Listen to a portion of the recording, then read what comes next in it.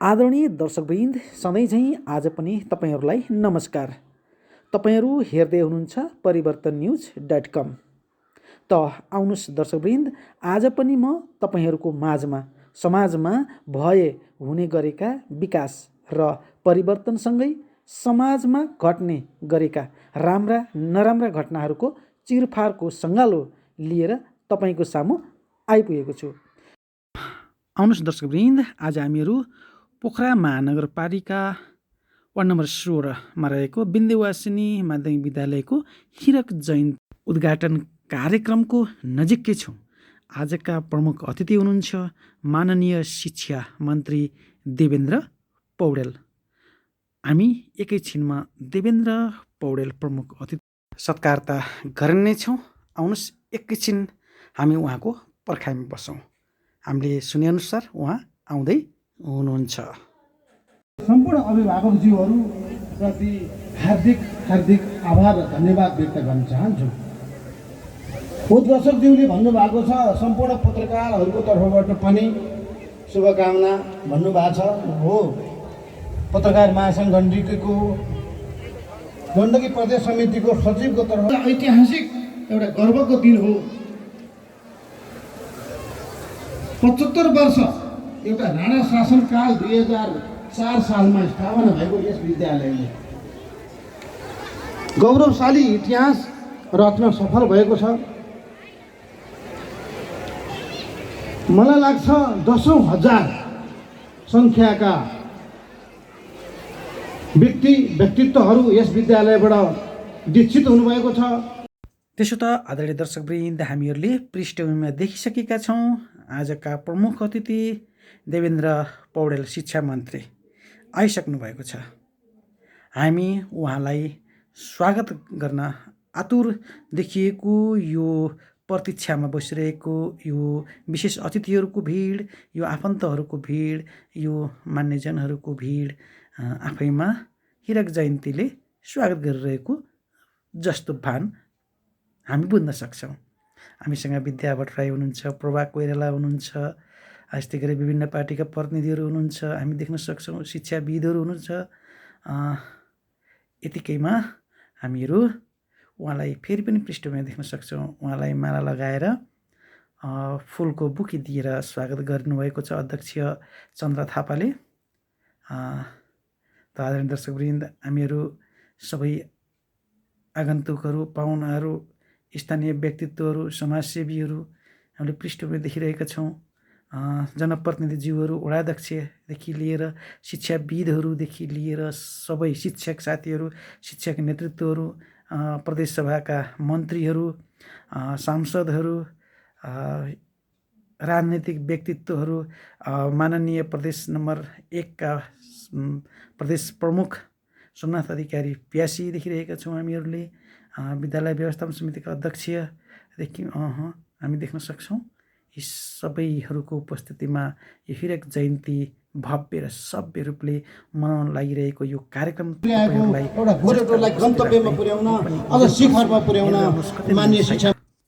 विभिन्न कार्यक्रमहरूको उद्घाटन गर्ने क्रममा अहिले हामीहरू पानीको फोहरा, पानीको तलाउको उद्घाटन गर्दै शिक्षा मन्त्री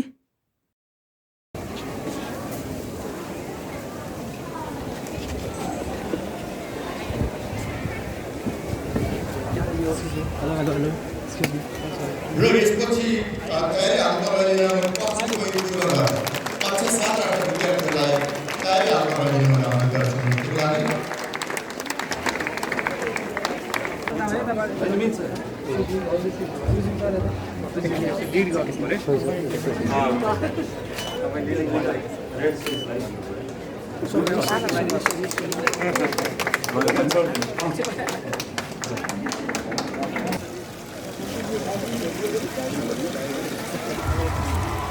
त्यसो त आदरणीय दर्शकवृन्द, त्यसको लगत्तै माननीय शिक्षा मन्त्रीले पण्डित मुक्तिनाथको शालिगमा माल्यार्पण गर्नुभएको छ।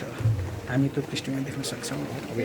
त्यसको लगत्तै आजको हीरक जयन्तीको समुद्घाटन गर्दै हुनुहुन्छ। पृष्ठमा हामी देखिरहेका छौँ माननीय शिक्षा मन्त्री देवेन्द्र पौडेल। सर त्यो प्याराफिटमा लिएर जान्छ। धेरै अप्ठ्यारोको बावजुद पनि गाँठो खोलिएको छ आदरणीय दर्शकवृन्द।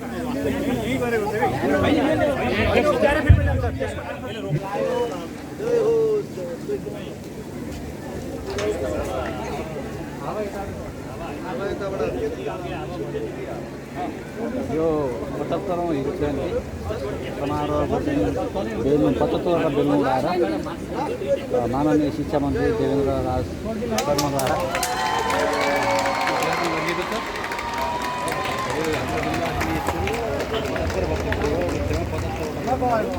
आकाशमा उडिरहेको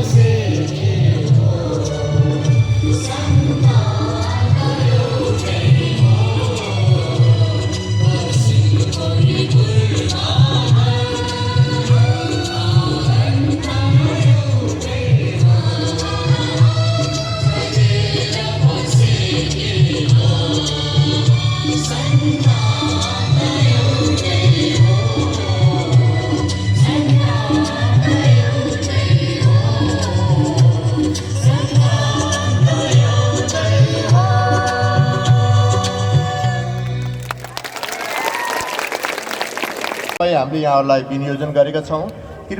राष्ट्रिय समिति पेशागत शिक्षक महासङ्घका आबद्ध घटकहरूका अध्यक्षहरूको रोबरमा जुन सम्झौता गर्नुभएको छ त्यो सम्झौता यथाशीघ्र कार्यान्वयन होस्। त्यहाँ त्यो सम्झौतामा लेखिए बमोजिम शिक्षकहरूका सम्पूर्ण समस्याहरू समाधान हुनेछन्। त्यसैगरी त्यहाँ उल्लेखित छन् पेशागत हकित मात्रै होइनन् शैक्षिक समस्याहरू पनि समाधान हुने मैले महसुस गरेको छु। त्यस हिसाबले त्यसको लागि त्यो कार्यान्वयनको लागि छिटै नै सङ्घीय शिक्षा ऐन ल्याउनु पर्ने हुन्छ। त्यो सङ्घीय शिक्षा ऐनको अभावमा प्रदेश शिक्षा ऐन स्थानीय शिक्षा ऐनको समस्याले विद्यालयहरूलाई अलिकति समस्या परेको हामी सबैले महसुस गरेका छौँ। त्यस हिसाबले पनि उहाँ एउटा निडर, एउटा कर्मठ, एउटा आशा लाग्दो, भरोसा लाग्दो जुन माननीय मन्त्रीज्यू हुनुहुन्छ, हामीले आशा गरेका छौँ सम्पूर्ण शिक्षकहरूको तर्फबाट यो कार्यान्वयनको चरणमा पुर्याउनु हुनेछ भन्ने म पूर्ण आशा विश्वास गरेको छु। त्यसै गरी म एउटा प्राविधिक विद्यालयको प्रधानाध्यापक भएको नाताले पनि म नेपाल सरकार समक्ष एउटा सन्देश प्रवाह गर्न चाहन्छु। मैले उहाँसँग अनुरोध गर्न चाहन्छु, प्रतिष्ठाका आधारमा मात्रै प्राविधिक विद्यालयहरू स्थापना गरिनु हुँदैन। यसमा आवश्यकता पहिचान गरेर बहुप्राविधिक आवाससहितको बहुप्राविधिक विद्यालय स्थापना गरिनुपर्छ भन्ने कुरा यो मञ्च मार्फत केन्द्रीय सरकार, यो सङ्घीय सरकारलाई यो जुन खबर पुर्याइदिनुको निमित्त र यसलाई कार्यान्वयन चरणमा अगाडि बढाउनुको निमित्त म आग्रह अनुरोध गर्दछु।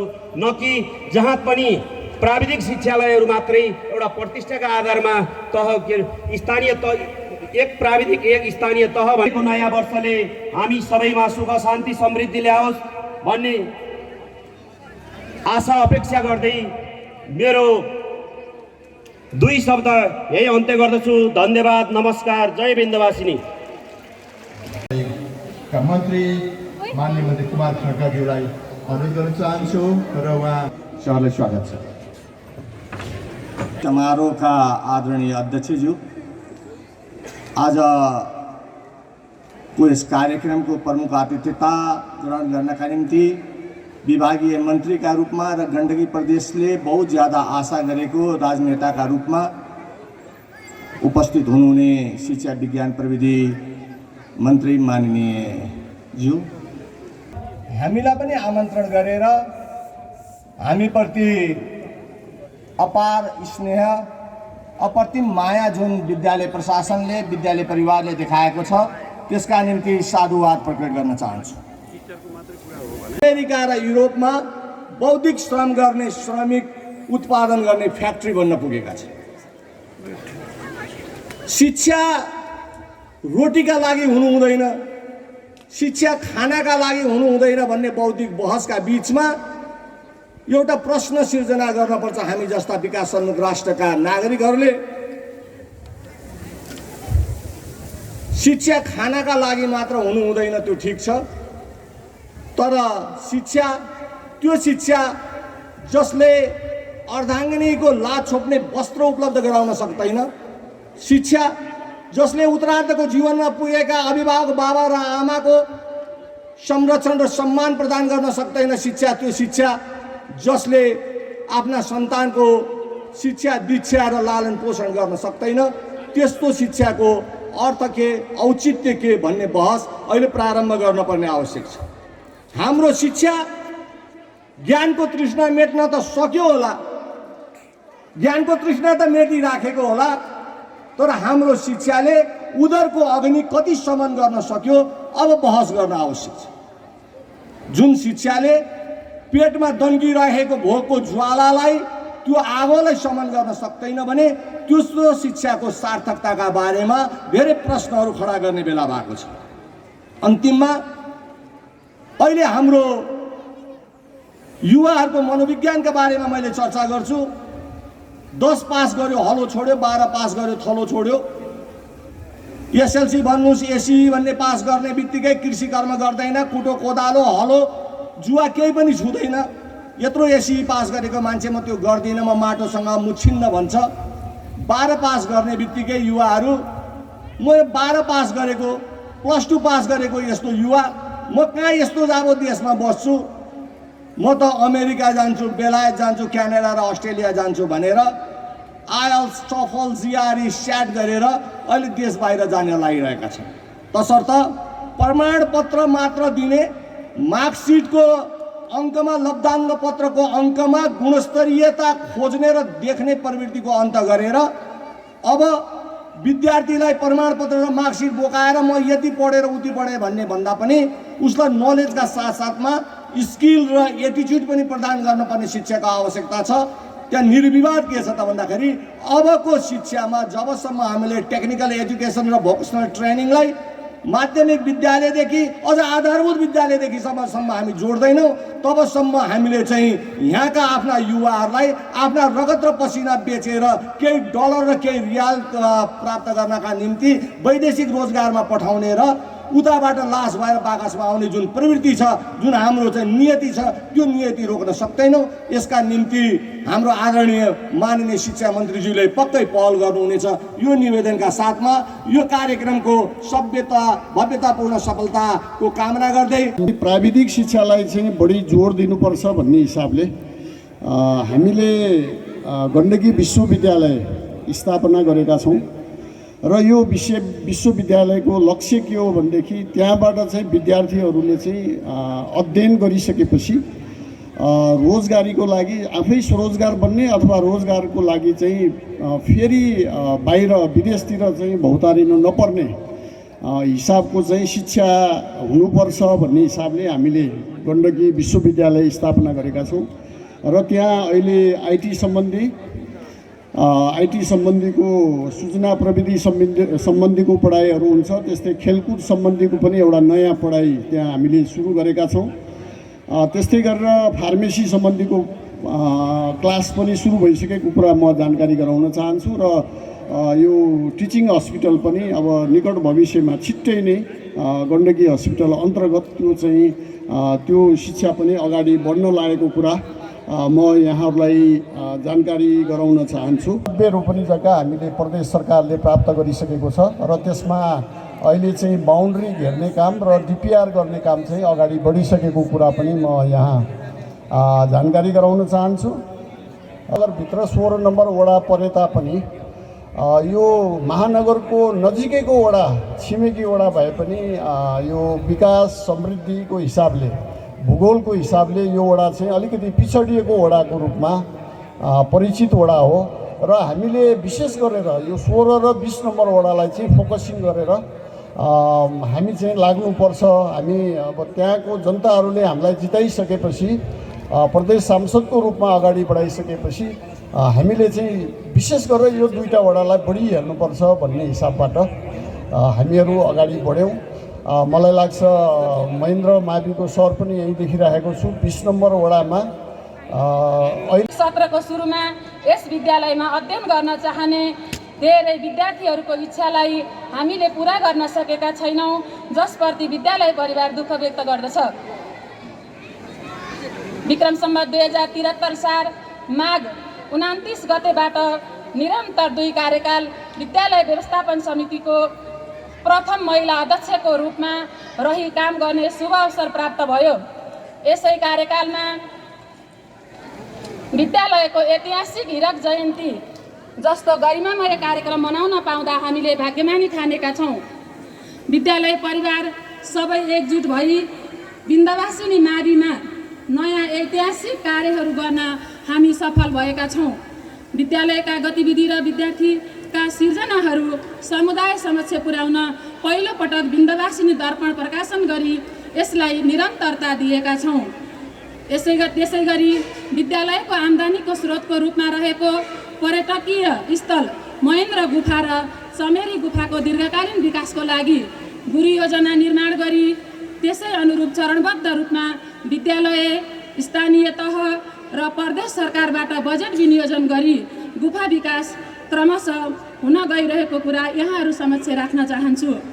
दुवै गुफाको आर्थिक चुहावट रोक्दै यहाँ कार्यरत कर्मचारीहरूलाई प्रशिक्षण दिई सीसी क्यामेरा जडान गरी दैनिक आम्दानीलाई सञ्चित गर्न बैंकलाई दिनौँ गुफामा नै पठाई दैनिक आम्दानीलाई बैंकमा दाखिला गर्ने कार्य गरी यहाँको आम्दानीलाई पारदर्शी र व्यवस्थित गर्दै हाम्रो समिति आउनु पूर्व न्यून आर्थिक व्यवहारमा पुगेको विद्यालय कोभिड महामारी पूर्व उच्च आर्थिक वृद्धि गर्न सफल भएको थियो। शिक्षा विकासमा यति लामो इतिहास बोकेको पुरानो विद्यालयमा हाम्रा विद्यालयका उत्कृष्ट विद्यार्थीहरू विज्ञान विषय पढ्नका लागि अन्यत्र भौतारिनु पर्ने र कतिपय विद्यार्थी आर्थिक अभावका कारण विज्ञान विषय पढ्नबाट वञ्चित हुने अवस्थालाई मध्यनजर गर्दै हाम्रै कार्यकालमा गत वर्षबाट न्यून शुल्कमा आधुनिक ल्याबसहित विज्ञान विषयको कक्षा 11 र 12मा अध्यापन गराउने कार्यको थालनी गरेका छौँ। विद्यालयको पुरानो 21 कोठे भवन 2072 सालको भूकम्पले कमजोर भएको कारण नयाँ पक्की व्यवस्थित संरचना निर्माण गर्नका लागि हामीले भौतिक संरचनाको गुरु योजना बनाई व्यवस्थित भवन निर्माण गर्नका लागि यहाँका सम्पूर्ण सरकारवाला जीवहरू, चन्दादाता, जग्गादाता, शिक्षाप्रेमी, समाजसेवी, जनप्रतिनिधिज्यूहरू सम्पूर्णमा हार्दिक आभार व्यक्त गर्दछु।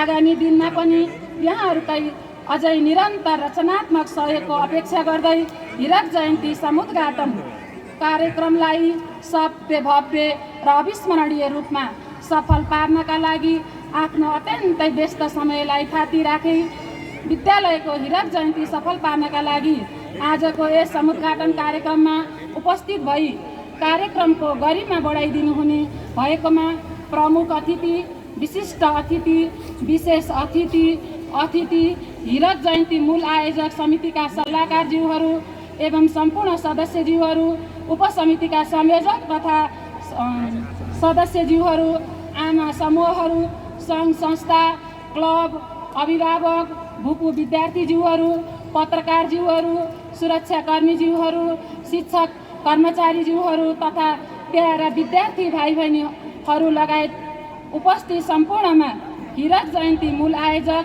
समितिको अध्यक्षको तर्फबाट र मेरो व्यक्तिगत तर्फबाट हार्दिक आभार व्यक्त गर्दै यही अन्त्य गर्दछु। हस्त नमस्कार। जय बिन्दवासिनी। सङ्घीय सरकार शिक्षा विज्ञान तथा प्रविधि मन्त्री देवेन्द्र पौडेलज्यू, एक जोरदार रूपले ताली लगाइदिनु होला हाम्रा प्रमुख अतिथिज्यूलाई।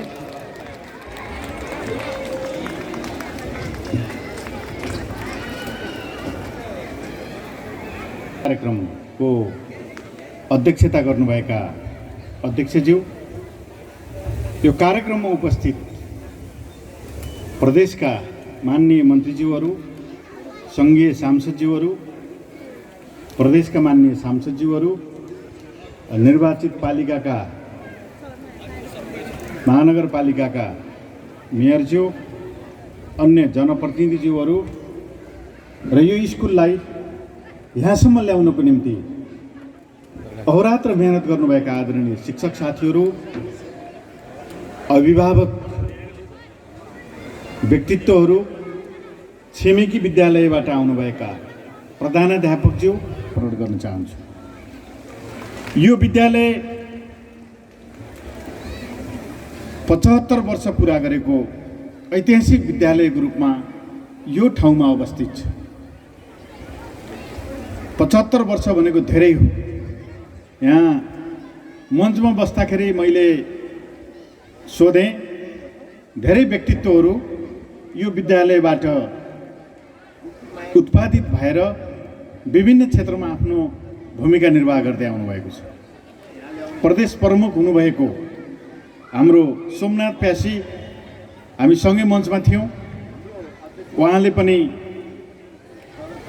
यो विद्यालयमा आफूले पढेको कुरा सुनाउनु भयो र मलाई यस प्रकारका व्यक्तित्वहरू उत्पादन गरेकोमा विद्यालय परिवारप्रति र विद्यालयप्रति ठुलो गर्वको अनुभूति भएको छ र यो विद्यालय स्थापना गर्नुहुने सम्पूर्ण आदरणीय ऐतिहासिक व्यक्तित्वहरूलाई हार्दिक सम्मान पनि म प्रकट गर्न चाहन्छु। र यो विद्यालय यो खालि औपचारिक रूपमा मात्रै यो कार्यक्रमको सन्दर्भ मात्रैमा यो नरहोस्।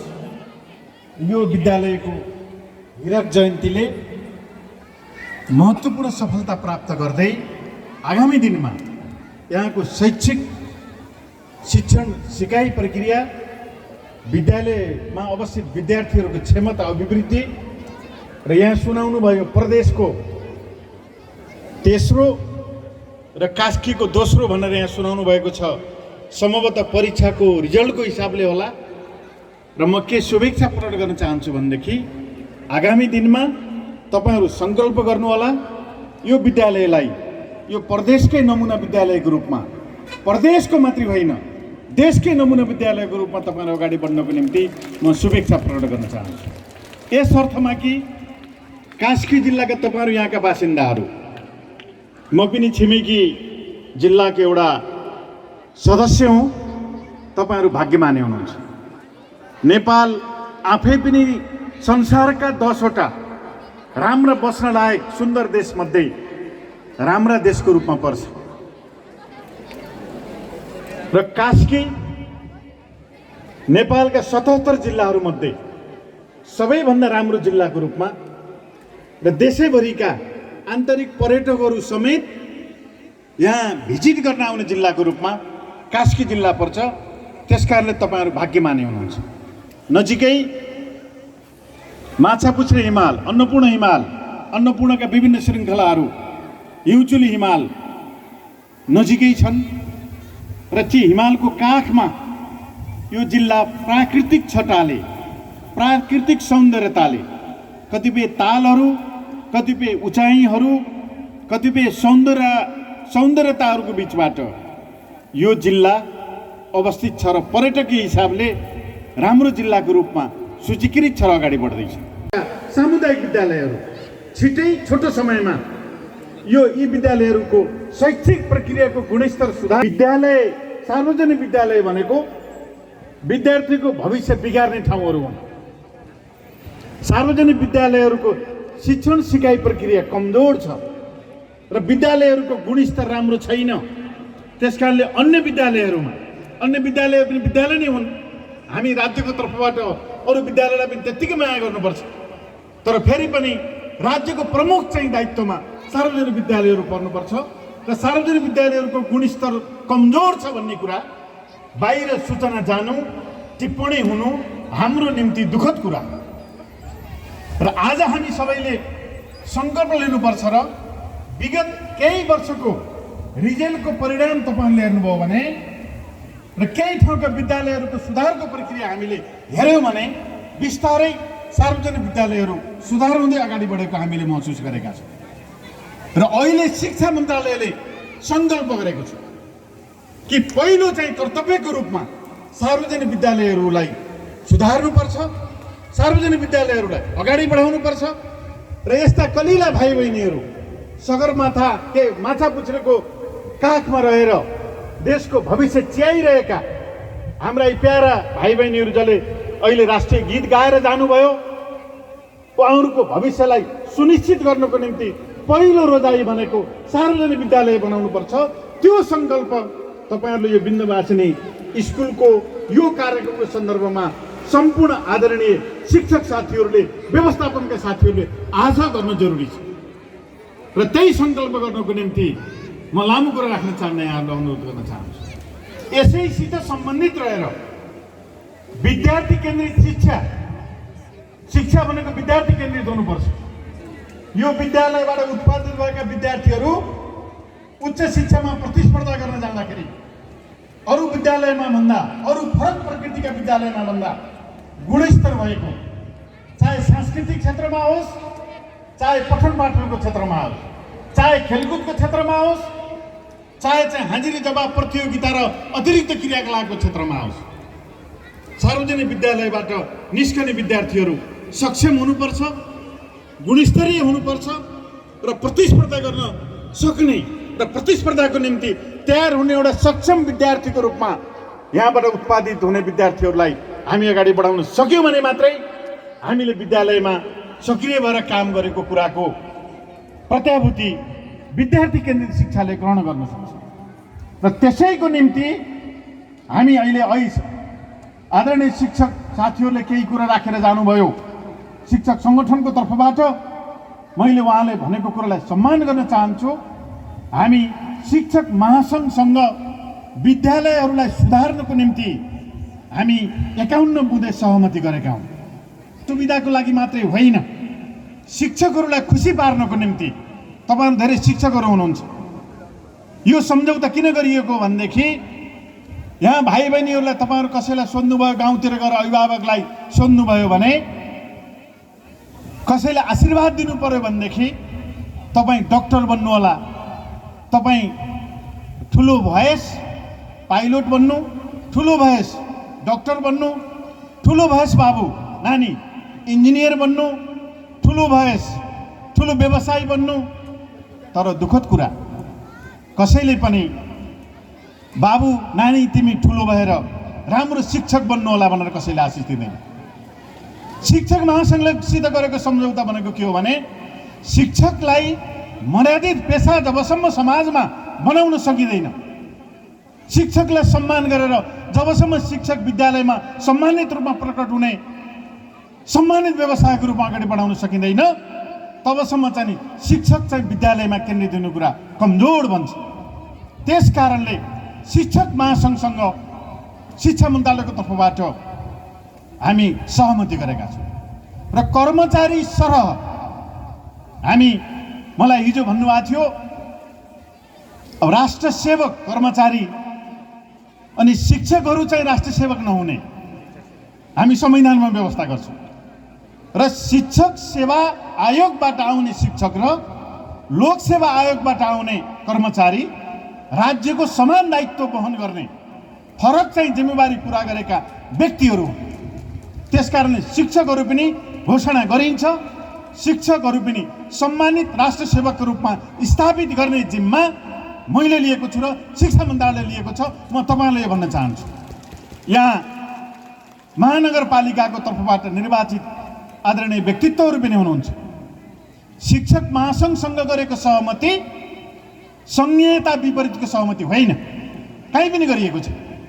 म आफै सङ्घीयताको पक्षमा झन्डै 40 वर्षसम्म जनताको बिचमा अगाडि बढेको सिपाही हुँ र सङ्घीयता ल्याउनको निम्ति लडेको सिपाहीले अहिले संविधान र कानुनमा व्यवस्था भएको सङ्घीयतालाई पनि स्थानीय र प्रदेशलाई दिएको अधिकारलाई पनि खोसेर सङ्घमा ल्याउने कुनै पनि चाहना र इच्छा छैन। बरु सङ्घमा भएका अरू अधिकार पनि स्थानीय पालिकालाई प्रदेशलाई दिएर तिनै तहका सरकारलाई बलियो बनाउने, तिनै तहका सरकारलाई सबल बनाउने र आगामी चाहिँ तपाईँको बन्दै गइरहेको शिक्षा ऐनमा स्पष्ट रूपमा तीन तहका सरकारको क्षेत्राधिकारलाई क्लियर गरेर हामी अगाडि बढाउने पक्षमा छौँ। त्यसकारण शिक्षक महासङ्घसँग भएको सहमति, शिक्षक महासङ्घसँग भएका वार्ता सहमतिका कुराहरू सङ्घीयता विरोधी होइनन्। केही बौद्धिक साथीहरूले चलाएको छलफललाई म सम्मान गर्न चाहन्छु, अरू विषयको आलोचना गर्दा राम्रो हुन्छ, तर शिक्षकहरूलाई खुसी पार्नको निम्ति, शिक्षकहरूलाई आवश्यकता अनुसार पेन्सनको व्यवस्था, शिक्षक अस्पतालको व्यवस्था, शिक्षकलाई कर्मचारी सरह बनाउने कुरालाई हामी अगाडि बढाउनको निम्ति सङ्घीयता विरोधी हुन्छ। त्यसकारणले प्राज्ञ मित्रहरूलाई म के भन्न चाहन्छु भने तपाईँहरूले पनि गहिरोसँग भएका सम्झौताहरूलाई मनन गर्नको निम्ति म हार्दिक अनुरोध गर्न चाहन्छु। म अरू धेरै कुरा राख्न चाहन्न। त्यसकारणले हामी शिक्षा मन्त्रालयको तर्फबाट हामी 55 बुँदे शिक्षाका सुधारका कार्ययोजनाहरू अगाडि बढाएका छौँ। धेरै जसो सङ्घीयताको मर्म अनुरूप नै छन्। यसै साल सम्भव नभएर मात्रै हो, अर्को सालदेखि एसईको इक्जाम प्रदेशबाट हुँदैछ। सातै प्रदेशमा परीक्षा बोर्डका कार्यालयहरू स्थापना गरेर र एसईको सम्पूर्ण परीक्षा सम्बन्धित प्रदेशले गर्ने गरी प्रक्रिया अगाडि बढाएर हामीले निर्णय गरिसकेका छौँ। यो साल ऐन कानुनले कतै पनि नदिएको हुँदाखेरि अस्ति हामीले कोभिड आयो, यही स्कुलमा तपाईँहरूले केही समय पहिले मलाई बोलाउनु भएको थियो। त्योभन्दा एक दिन पहिले सिसिएमसीको आकस्मिक बैठक बसेर तेस्रो प्रहर आयो, एकदम चाहिँ घनीभूत रूपमा आयो र यो स्वास्थ्यको हिसाबले निकै प्रतिकूल हुने सम्भावना भएको भनेर नेपालका चिकित्सकहरूले प्रक्षेपण गरेको हुँदाखेरि हामी त्यति बेला सिसिएमसीको निर्णय अनुरूप शिक्षा मन्त्रालयकै चाहिँ सहमतिमा 15 दिन विद्यालयलाई बिदा दिने निर्णय गर्यो र सकेसम्म त्यो 15 दिन पनि नियमित क्लासलाई अगाडि बढाउने गरी तपाईँहरूले ध्यान दिँदै 15 दिन चाहिँ हामीले विद्यालय बन्द गर्ने भन्यौँ र त्यही कारणले म त्यति बेला आउन पाएन र त्यो 15 दिन विद्यालय बन्द गरेको खास गरी पाठ्य व्यवहार, पढाइ सिकाइको व्यवहार तपाईँहरूले यो बाँकी समयमा पुरा गर्नुपर्नेछ र हामी निर्वाचन आयोगले गरेको सिफारिस अनुरूप नेपाल सरकारले वैशाख 30 मा नै निर्वाचनको कार्यतालिका सार्वजनिक गरेको छ। अब वैशाख 30मा निर्वाचन भनिसकेपछि निर्वाचन प्रक्रिया स्वत विद्यालयमा बुत्राउने कुरा नेपालको इतिहासमा पहिलेदेखि नै छ। अन्त भइदिए त राम्रो हुन्थ्यो। अब अन्त नहुँदाखेरि होला, तर फेरि पनि त्यो डेटलाई हामीले हेरेर एसईको परीक्षा निर्वाचन आयोगको कार्यतालिकालाई हेरेर 17 गतेसम्म कम्प्लिट हुने गरी हामी एसईको परीक्षा सकिने कुरा गरेका छौँ। र त्यो सकिने बित्तिकै हामी 11-12 कक्षाको पनि हामी परीक्षा हामी आयोजन गर्छौँ। र यो समयमा आदरणीय शिक्षक साथीहरूले राम्रोसँग विद्यार्थीले अलिकति सिकाइएको व्यवहार बढी भए पनि कोर्स सक्नको निम्ति म हार्दिक अनुरोध गर्न चाहन्छु। यो किन गऱ्यो भनेदेखि कोभिडका कारणले विद्यार्थीको शैक्षिक सत्र तलमाथि गर्नु हुँदैन। कोभिडका कारणले अरू कतिपय कारणले शैक्षिक सत्र तलमाथि भयो भनेदेखि उच्च शिक्षा समयले प्रभाव पार्छ। त्यस कारणले हामीले समयमा शिक्षालाई अगाडि बढाउनको निम्ति हामी कानुन हिसाबले कानुनी प्रक्रियालाई हामी अगाडि बढाउँदै अगाडि बढेका छौँ। र तपाईँहरू त्यही अगाडि बढाउनको निम्ति म यहाँबाट हात जोड्न चाहन्छु। र यसै साथै 18,000 शिक्षकहरूको विज्ञापन भएको छ शिक्षक सेवा आयोगमा।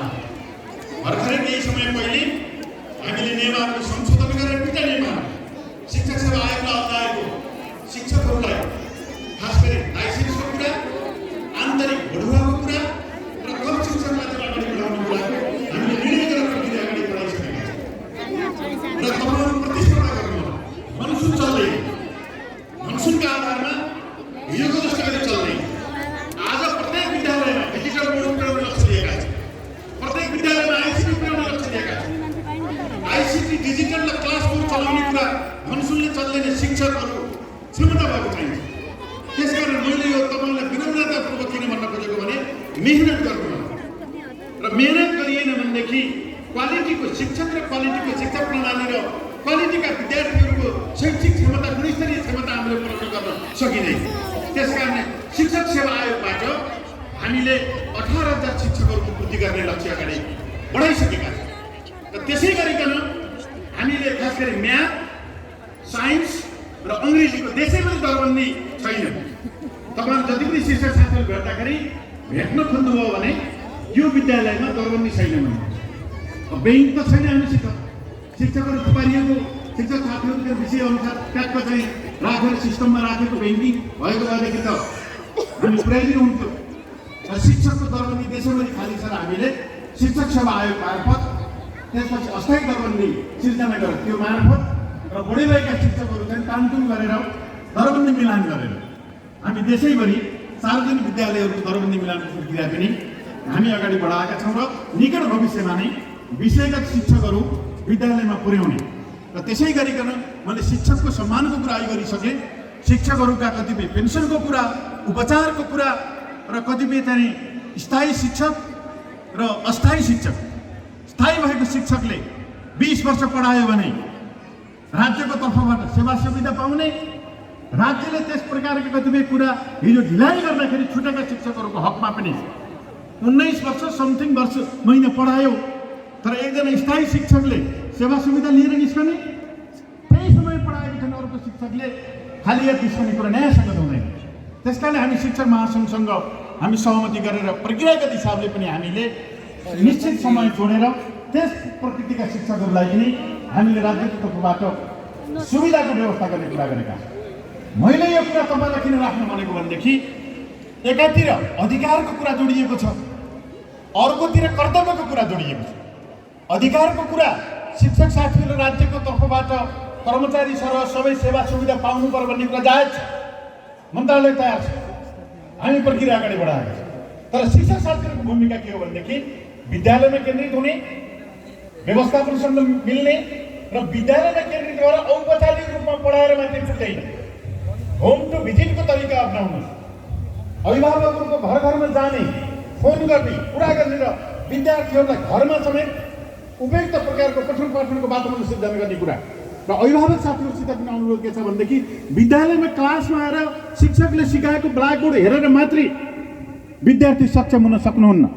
विद्यार्थीलाई सक्षम बनाउनको निम्ति घरमा पनि शैक्षिक वातावरण हुन आवश्यक छ र शैक्षिक वातावरण चाहिँ घरमा भयो, विद्यालयमा भएर विद्यार्थीहरूको शिक्षण सिकाइ प्रक्रियालाई आकर्षित प्रकारले अगाडि बढाइयो भनेदेखि विद्यार्थी सक्षम हुन्छन्।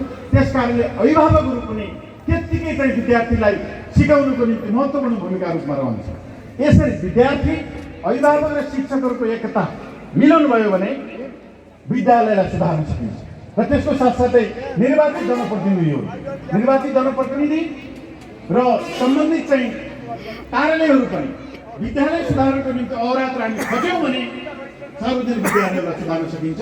त्यो भनेको हामी सबैको सामूहिक कर्तव्य, अधिकारको अतिरिक्त सामूहिक कर्तव्य पालना गर्यो भने विद्यालय सुधार्न सकिन्छ। मलाई खुसी लागेको छ तपाईँको यो विद्यालयको, खास गरी यो प्रदेशको नमुना विद्यालयको रूपमा तपाईँहरूको रिजल्ट सुन्न पाउँदाखेरि खुसी लागेको छ। म एउटा प्रसङ्गमा म नाम लिन्छु, बुटोलको कालिका माध्यमिक विद्यालयमा पुगेको थिएँ। मेहनत गरेर बनाउनु भएको छ। झन्डै 8,000 विद्यार्थीहरू, 8,000 विद्यार्थी। त्यहाँको शैक्षिक स्तर पनि त्यस्तै छ। तपाईँले हेर्नुभयो भने पिटी परेड खेलेको हेर्नुभयो भने कुनै ठुला देशको चाहिँ सैनिक तालिम गरेको जस्तो गरी पिटी परेड खेलाउनुहुन्छ त्यहाँ विद्यार्थीहरू। यस्तै यस्तै अरू विद्यालयहरू पनि, देशैभरिका अरू विद्यालयहरू पनि बिस्तारै चाहिँ सुधार हुँदै अगाडि बढेका छन्। त्यस कारणले हामी सबै सार्वजनिक विद्यालयहरूलाई सुधार्ने गरी आफूलाई कर्तव्यको रूपमा बुझेर अगाडि बढ्यो भनेदेखि हिजो जुन प्रकारको मेसेज थियो सार्वजनिक विद्यालयहरूमा जनप्रतिनिधिले पनि पढ्न नमान्ने, शिक्षकहरूले आफू एउटा स्कुलमा पढाउने, विद्यार्थीलाई चाहिँ अर्कै स्कुलमा पढाउने कुराको हामी अन्त गर्नुपर्छ। र हामी प्याप्सनसित पनि हामी संवादमा छौँ। उहाँहरूले पनि सार्वजनिक विद्यालय सुधारको अभियानलाई कहीँ कतै पनि विरोध गर्नुभएको छैन। उहाँहरूले उठाउनु भएको कुरा खास गरी सम्पत्तिको सुरक्षाको कुरा उठाउनु भएको छ। निजी क्षेत्रबाट लगानी भएका विद्यालयहरूको सम्पत्तिको सुरक्षा होस्। सार्वजनिक विद्यालय राम्रो भयो भने हामी स्वतः त्यहीँ गाभिन्छौँ भने केही ठाउँको उदाहरण उहाँहरूले दिनुभयो। उहाँहरूले खोलेका संस्थागत विद्यालय वरिपरि भएका 1-2 सार्वजनिक विद्यालयहरूको उदाहरण दिएर त्यहाँ सार्वजनिक विद्यालयहरू राम्रो हुँदै गइसकेपछि स्वतः त्यसप्रतिका विद्यालयहरू स्वतः अन्त भएको कुरा उहाँहरूले उदाहरण रूपमा दिनुभयो। त्यस कारण उहाँहरूलाई पनि हामी चाहिँ राज्यको तर्फबाट नीति नियमहरू बनाउँदै उहाँहरूलाई पनि कमभन्दा कम फिसमा, कमभन्दा कम लगानी गरेर, कमभन्दा कम खास गरी यो सेवामूलक क्षेत्र भएको हुँदाखेरि, व्यवसाय गर्ने क्षेत्र होइन, सेवामूलक क्षेत्र भएको हुँदाखेरि उहाँहरूलाई पनि राज्यको तर्फबाट लिएर गएर हामीले केही वर्षभित्रमा नेपालका विद्यालयहरूलाई सुधार्ने अभियानमा अगाडि बढौँ। मैले धेरै कुरो राख्नुभन्दा पनि यहाँहरूलाई यही भन्न चाहन्छु। र यसको साथसाथै उच्च शिक्षा, मैले थोरै जोड्न खोजेँ, पत्रकार साथीहरू पनि यहाँ हुनुहुन्छ। उच्च शिक्षामा पनि सुधारका धेरै आवश्यकताहरूको हामीले अनुभूति गरेका छौँ।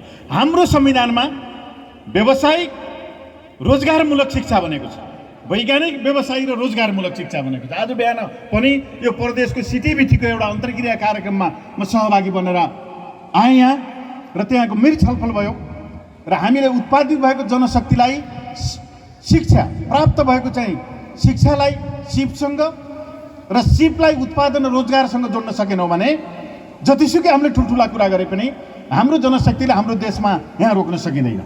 त्यस कारणले विद्यालयमा पनि 9-12मा देशका 753वटै पालिकामा प्राविधिक शिक्षाले पुर्याउने नमुना विद्यालय चाहियो भनेर आउनुहुन्छ। कतिपय ठाउँमा राम्रो गर्नुभएको छ, कतिपय ठाउँमा नमुना विद्यालयको निर्णय गर्नुभएको छ, काम गरेर अनुगमन गरेर हेर्दाखेरि राम्रो छैन। त्यस कारणले अनुगमन पनि गर्ने र बाँकी ठाउँमा पनि पुर्याउने। र अहिले तपाईँले राख्नुभयो यहाँ एउटा कुरा, खास गरी सिटिबिटीको कोर्स र 9-12को चाहिँ प्राविधिकको कोर्सलाई चाहिँ एउटै बनाउने गरी मन्त्रालयले प्रक्रिया सुरुवात गरिसकेको छ। आगामी वर्षदेखि हामी एउटै बनाउँछौँ र सबैतिर प्राविधिक शिक्षा 753 पालिकामा पहिलो चरणमा सबै पालिकामा प्राविधिक शिक्षा पुर्याउने, त्यो पनि खोल्टीबाट निकालेर राजनीति र अरू कुनै दबावका आधारमा होइन, त्यसको नक्साङ्कन गरेर कुन लोकेसनमा कुन प्रकारको प्राविधिक शिक्षालयको आवश्यकता छ त्यसलाई हेरेर हामी नक्साङ्कन गरेर हामी 753वटै पालिकामा पुर्याउने।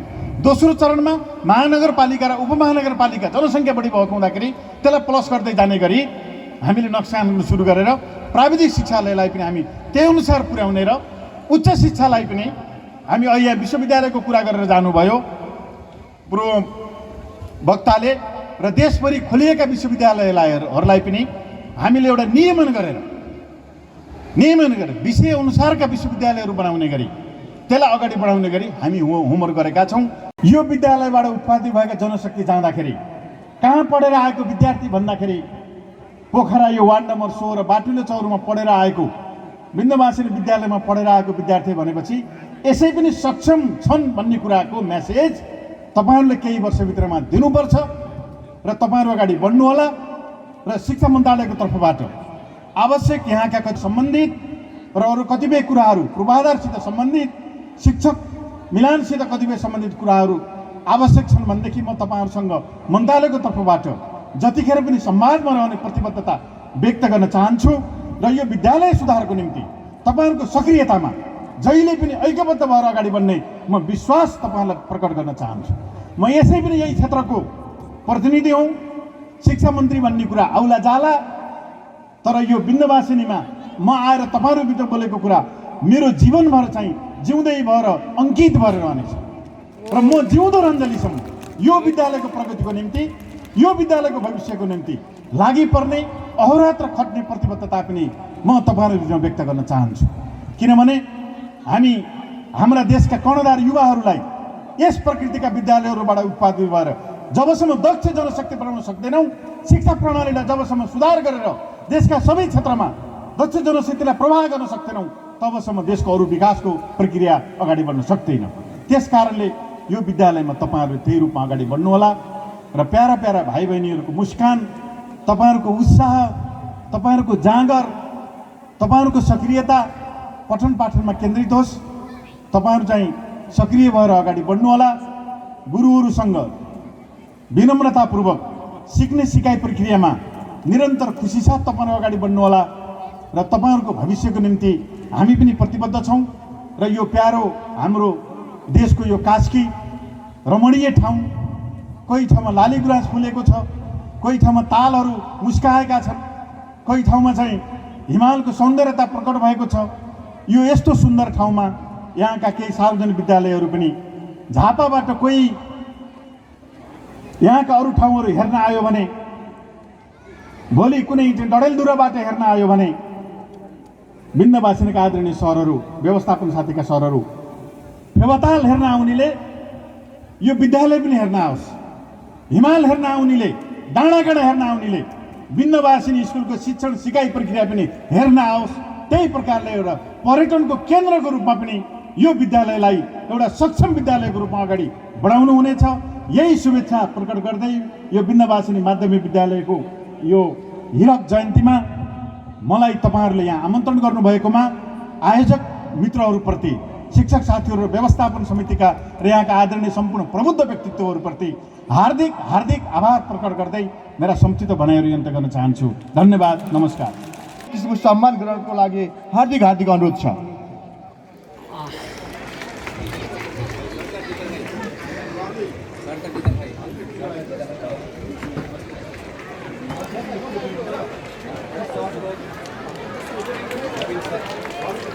रेड हाउस प्रथमलाई शिक्षा सङ्घीय मन्त्रीले पुरस्कार वितरण गरिरहेको यो क्षण देखिन सकिन्छ।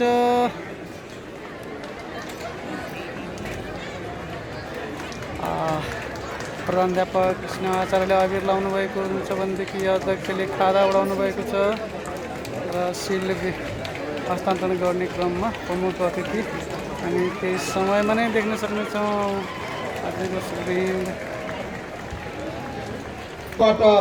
एउटा रनिङ सिट प्रदान हुँदैछ र अगाडि बढाइदिनु होला विचार छ भनेर भन्नुभएको कुरा पनि म यहाँहरूलाई जानकारी गराउन चाहन्छु।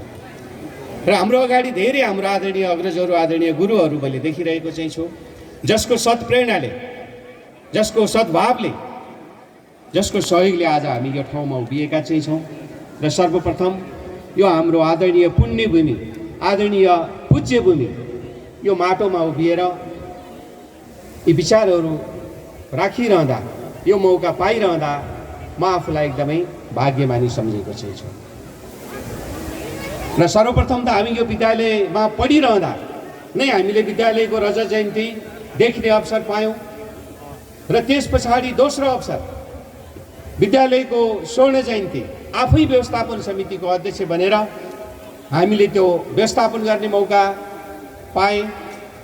जुन बेलामा हामीले पहिलोपटक पोखरामा पहिलोपटक माएकी सञ्चालन गरेर हामीले +2 को बिल्डिङ बनाएर त्यसपछि शिक्षालाई अझै गति दिने काममा आफैले नेतृत्व गर्ने मौका पायौँ भने अहिले फेरि आएर 25 वर्ष पछाडि यो हिरक महोत्सव देख्ने, भोग्ने र यो कार्यक्रममा सहभागी हुने यो मौका पाउँदा यो विद्यालयको एकदम अनुपम र यो विद्यालयको एउटा भाग्यमानी विद्यार्थी मैले आफूलाई सम्झेको चाहिँ छु।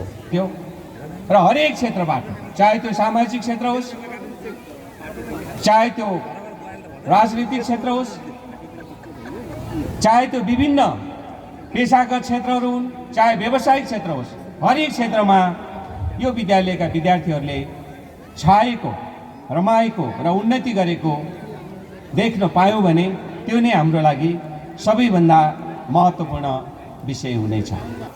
म यो विद्यालयको एउटा भाग्यमानी विद्यार्थीको हैसियतले आगामी दिनमा यो विद्यालयको लागि आइपर्ने जुनसुकै सहयोगहरू, साथहरू, समर्थनहरू, सबै कामहरू गर्नको लागि तयार हुँदै यो आफ्नो प्रिय विद्यालय, यो आफ्नो एउटा पूज्य भूमि, यो विद्यालयको सम्पूर्ण उन्नति प्रगतिको लागि र यो हिरक जयन्ती जुन हामीले मनाइरहेका छौँ यसको सम्पूर्ण सफलताको लागि यहाँ रहनुहुने सम्पूर्ण विद्यार्थी भाइ बहिनीहरू, यो क्षेत्रका सम्पूर्ण अभिभावकहरू, आदरणीय दाजुभाइ तथा दिदीबहिनीहरू सबै हामी एकजुट भएर आगामी दिनमा फेरि पनि अगाडि बढ्नेछौँ र हाम्रो यो विद्यालयलाई देशकै एउटा प्रमुख शैक्षिक केन्द्रको रूपमा, प्रदेशकै चाहिँ एउटा प्रमुख शैक्षिक केन्द्रको रूपमा, स्वाभाविक जिल्लाको त छँदैछ, एउटा उत्कृष्ट विद्यालयको रूपमा अझै थप प्रगति गर्नको लागि हामी सबै त्यो सत्मार्गमा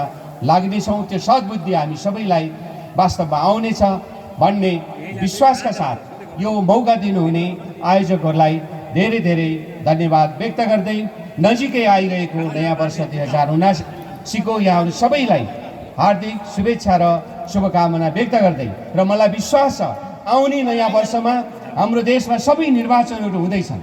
स्थानीय निर्वाचन हुँदैछ, सङ्घ र प्रदेशको निर्वाचन हुँदैछ र अब त्यो निर्वाचनबाट निर्वाचित जनप्रतिनिधिहरू कहिल्यै पनि अदालतको आदेशमा ती निर्वाचित जनप्रतिनिधिहरू खारेज नहुने व्यवस्था पनि यो देशमा हुनेछ भन्ने त्यो विश्वासका साथ, त्यो शुभकामनाका साथ यहाँहरू सबैलाई हार्दिक शुभेच्छा र शुभकामना व्यक्त गर्दै यहाँहरूबाट म बिदा हुन चाहन्छु। धन्यवाद, हार्दिक नमस्कार।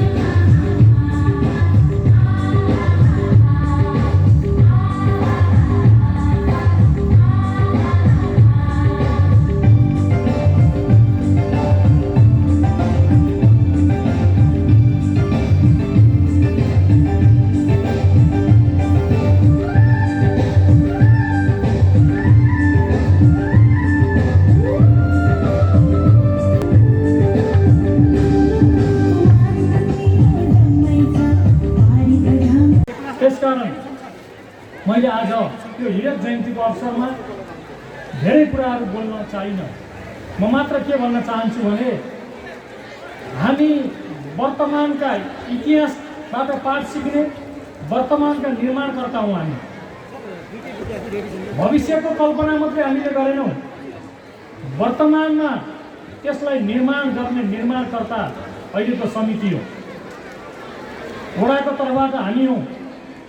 त्यसकारण हामीले गर्न सक्दाखेरि यति राम्रो बनाउन सक्दा रहेछौँ भन्ने कुरा यो 3 वर्षको पिरियडमा देखिएको छ। मलाई अहिले पनि याद छ, यहाँ व्यवस्थापन समिति गठन गर्ने क्रममा एउटा प्रक्रियाबाट व्यवस्थापन समिति हामीले गठन गऱ्यौँ। वडाबाट हामीले 2 जना व्यक्तित्वहरू पठाउँदा अहिलेको अध्यक्ष चन्द्र थापा र नवीन अधिकारीजीलाई पठायौँ। उहाँहरूले यो विद्यालयमा खेलेको भूमिका, उहाँहरूले यहाँ राम्रो गरेको भूमिकाले गर्दा म आफूलाई पनि हामीलाई पनि एउटा गौरव लागिरहेको छ। हामीले त्यही खालका व्यक्तित्वहरू चुनेर यहाँ पठाएका थियौँ र आज उहाँहरूले इमान्दारपूर्वक काम गर्नुभएको छ, त्यसप्रति गौरव लाग्छ। र म तपाईँहरूलाई 2.5-3 वर्ष अगाडिको कुरा होला, यहाँ माथि भेला भयो, मान्यजीहरू पनि हुनुहुन्थ्यो, हाम्रो नेता अग्रज सम्राट अधिकारी प्यासीजी पनि हुनुहुन्थ्यो। धेरै यहाँका बौद्धिक व्यक्तित्वहरूलाई हामीले राखेर एउटा प्रश्न राख्यौँ, तपाईँहरूले हिजो बनाएको स्कुल, हिजो तपाईँहरूले ढुङ्गा बोकेर बनाएको स्कुल, टिन खोजेर बनाएको स्कुल भूकम्प प्रतिरोधी छैन, कुनै पनि बेला त्यो स्कुल ढल्न सक्छ। त्यसकारण हामी भूकम्प प्राधिकरणबाट, राष्ट्रिय पुनर्निर्माण प्राधिकरणबाट यहाँ केही बजेट पर्ने अवस्था छ। 8 कोठा निर्माणको चरणमा थियो, अनि त्यस पछाडि हामीले अरू विद्यालयहरूका अरू कोठाहरू बनाउनु पर्ने थियो। हामीले प्रश्न राख्यौँ सबैसँग, यो अहिले पढाइरहेको विद्यालय भत्काएर नयाँ विद्यालय, नयाँ भवन, जुन भवन 100-150 वर्षसम्म एउटा दीर्घकालीन र गुणस्तरीय हुनसक्छ, त्यस्तो भवन बनाउने कुरामा हामीलाई तपाईँहरूको साथ चाहियो भनेर हामीले अभिभावकहरूसँग सोध्यौँ। सोधिसके पछाडि सबैले एक स्वरले ठिक छ भनिसके पछाडि हामीले हुँदा खाँदाको भवन भत्काएको हो। यहाँ ढल्न लागेको भवन होइन, हुँदा खाँदाको भवन भत्काएको। र हामीले सुरुमा 8 कोठा, पछि 8 कोठा, पछि 4 कोठा र पछि अहिले 12 कोठा बन्दैछ। यसरी यसको म इतिहास तपाईँहरूसँग अहिले राख्न चाहिरहेको छु। सुरुको चरणमा यही विद्यालयको प्रवीण बाबु भट्टराईजीले हामीलाई यसरी राष्ट्रिय पुनर्निर्माण आयोजनाबाट बजेट पार्न सकिन्छ भन्ने कुरा देखाउनु भयो। त्यस पछाडि सुरुमा त्यो धेरैलाई थाहा थिएन, पछि धेरै ठाउँमा थाहा भइसके पछाडि अनि यहाँ अलिकति हामीले दबाब दिनुपर्ने भयो। दबाब दिनुपर्ने क्रममा हाम्रो राष्ट्रिय सङ्घीय सभासद विद्या भट्टराईजीले पनि एक ढङ्गले मेरो विद्यालयको गौरव, मेरो क्षेत्रको गौरवको विद्यालय हो, त्यहाँ थप कोठा बनाउनु पर्छ भनेर माग गर्नुभयो। हाम्रो गोमाजीले हुनुहुन्छ जिल्ला समन्वयको प्रमुख भैबहादुर छेत्रीले पनि त्यसमा एक ढङ्गको भूमिका खेल्नुभयो, अरू माननीयहरूले पनि खेल्नुभयो। तर म यति भन्न चाहन्छु कि त्यो बेलाको सरकारको नीतिका कारणले आज 32 कोठा बनेको हो। अघिल्लो केपी ओली सरकारको पालामा ढलेका धरहरा बनाउने, ढलेका भवन बनाउने, पुलहरू बनाउने, सुरुङ मार्ग बनाउने, रेल ल्याउने, बाटाहरू 6 लेनका बनाउने, 72 सालमा ढलेका संरचना सबै उठाउने सरकारले नीति लियो।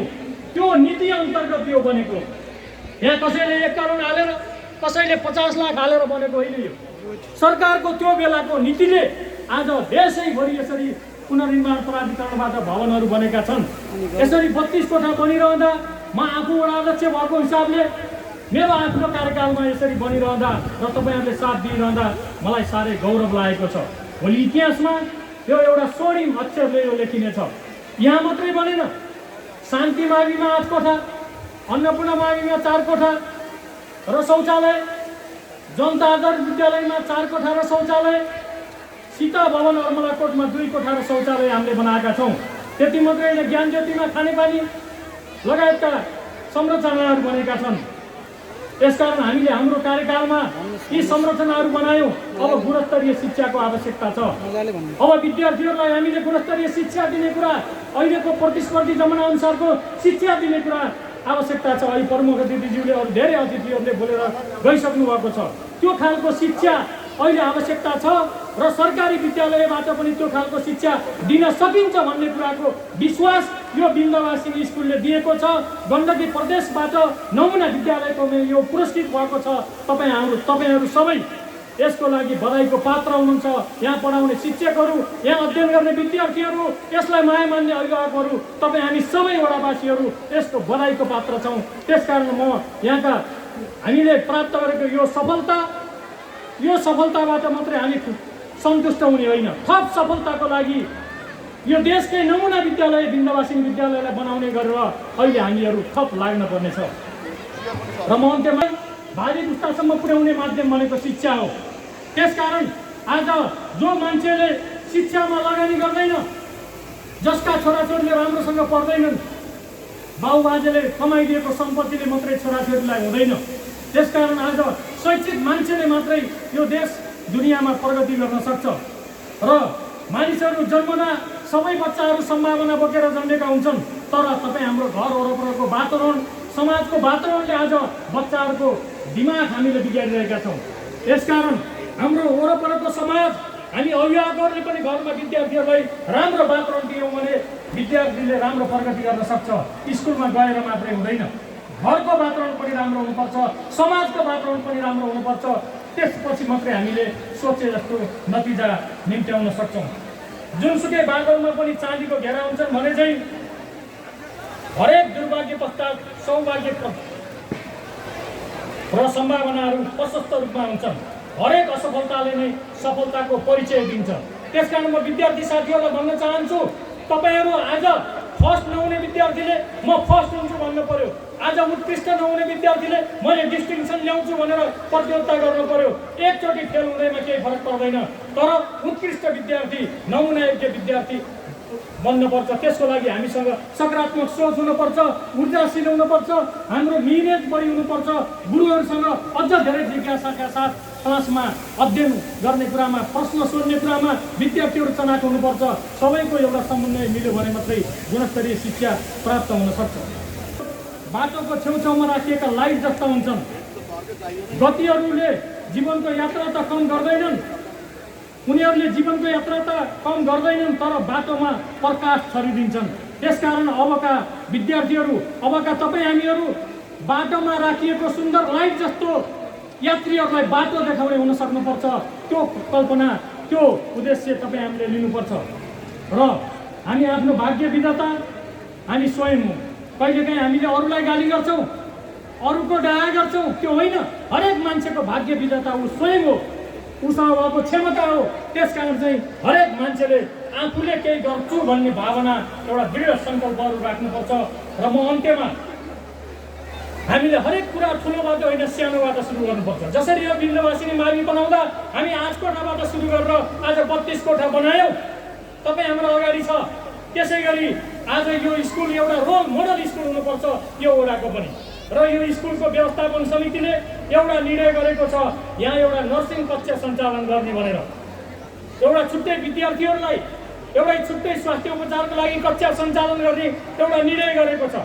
म यसको लागि व्यवस्थापन समितिलाई धेरै धन्यवाद दिन चाहन्छु। र वडाको तर्फबाट त्यसको लागि आवश्यक पर्ने सामग्रीहरू म मेरो आफ्नो पदावधिभित्र नै तपाईँहरूलाई त्यो सामग्रीहरू उपलब्ध गराउने आज बाचा र प्रतियोगिता तपाईँहरूसँग गर्न चाहन्छु। र वडा नम्बर 16 का अरू 4वटा विद्यालयहरू अनि अरू 9वटा आधारित विद्यालयहरू सबैमा हामीले भविष्यमा त्यसरी नर्सिङ कक्ष सकेसम्म विद्यार्थीहरूलाई फर्स्ट इयरको रूपमा हुने गरेर एउटा नर्सिङ कक्ष सञ्चालन गर्ने एउटा नीति पनि भोलिका दिनमा लिनुपर्छ। र चमेना गृहको माथिल्लो 2 तला 4 कोठे भवन निर्माण गरियो। यसै भवनको दोस्रो तलामा जिल्ला शिक्षा कार्यालयको अनुदानमा 2 कोठे ट्रस्ट भवन विक्रम सम्वत 2075 निर्माण सम्पन्न भई हाल विज्ञान प्रयोगशालाको रूपमा विकास गरिएको छ। विद्यार्थीहरूको आगमनलाई सहज बनाउन विद्यालयले भन्सार छुटमा 18,11,153 को लागतमा विक्रम सम्वत 2069 सालमा बस खरिद गरी विद्यार्थीहरूलाई सेवा प्रदान गर्दै आइरहेको छ। उच्च मावि र विद्यालयको लेखा प्रशासन छुट्टा छुट्टै भएकोमा विक्रम सम्वत 2069 सालबाट एकैतिर लेखा तथा विद्यालय प्रशासन सञ्चालन गरियो।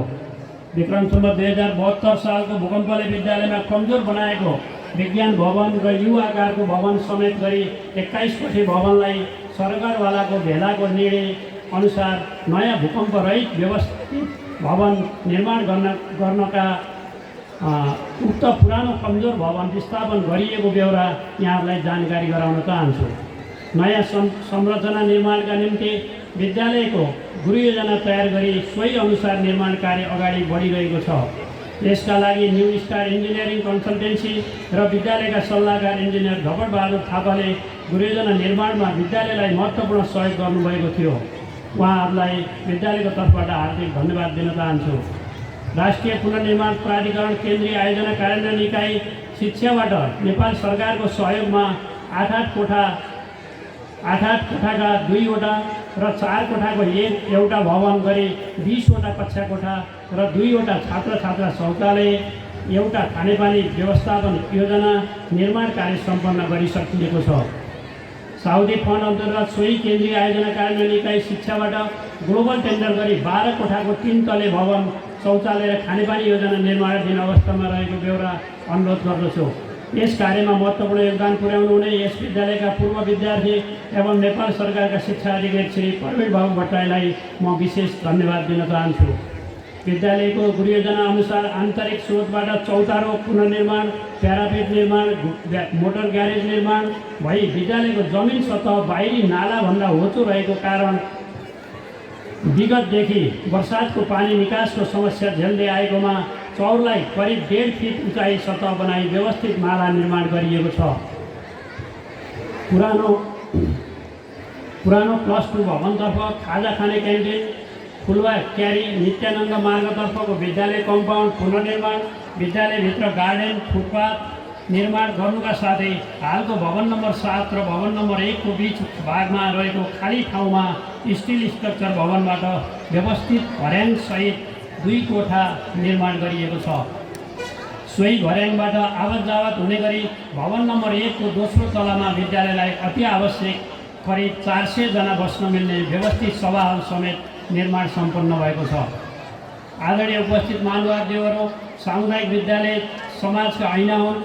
हरेक सामुदायिक विद्यालयले त्यस वरिपरिका समुदायको शैक्षिक अवस्थालाई सङ्केत गर्छ। पोखराको उत्तरी भेगमा रहेको बिन्दुवासिनी माध्यमिक विद्यालयले गुणस्तरीय शिक्षा प्रदान गर्दै आएको कुरा यहाँहरूलाई अवगत नै छ। कक्षा 12 सम्म सञ्चालन गरिएको छ। अभिभावकको मागलाई आत्मसात गर्दै 66 सालमा कक्षा 1 देखि 3 सम्म एकैपटक अङ्ग्रेजी माध्यम पठन पाठन सुरु गरी क्रमशः कक्षा थप गर्दै हाल कक्षा 12 सम्म अङ्ग्रेजी माध्यमका कक्षाहरू सञ्चालनमा रहेका छन्।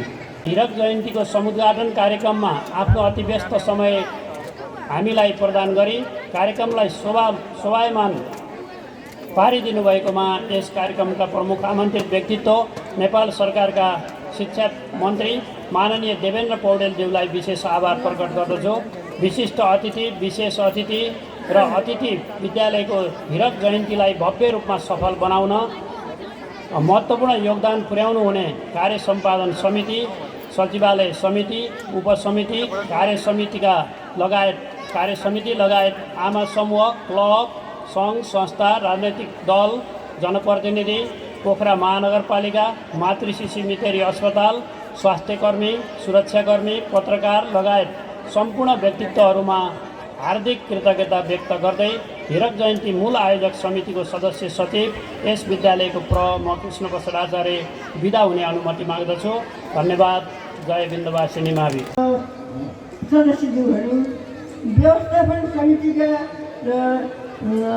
समितिका प्रधानकारीज्यूहरू, विभिन्न पार्टीका अध्यक्ष तथा प्रतिनिधिज्यूहरू, विभिन्न संस्थाका अध्यक्षज्यूहरू, विभिन्न आमा समूहका आमा दिदीबहिनीहरू, अभिभावकज्यूहरू, पूर्व अध्यक्ष, पत्रकार, सुरक्षाकर्मी, मञ्च प्रमुख महिला दाजुभाइ सबैमा म नमस्कार गर्न चाहन्छु। बिन्दवासिनी माविमा एक गीतदेखि नै मैले सहयोग गर्दै आएकी र बिचमा पनि सहयोग गर्दै आएकी।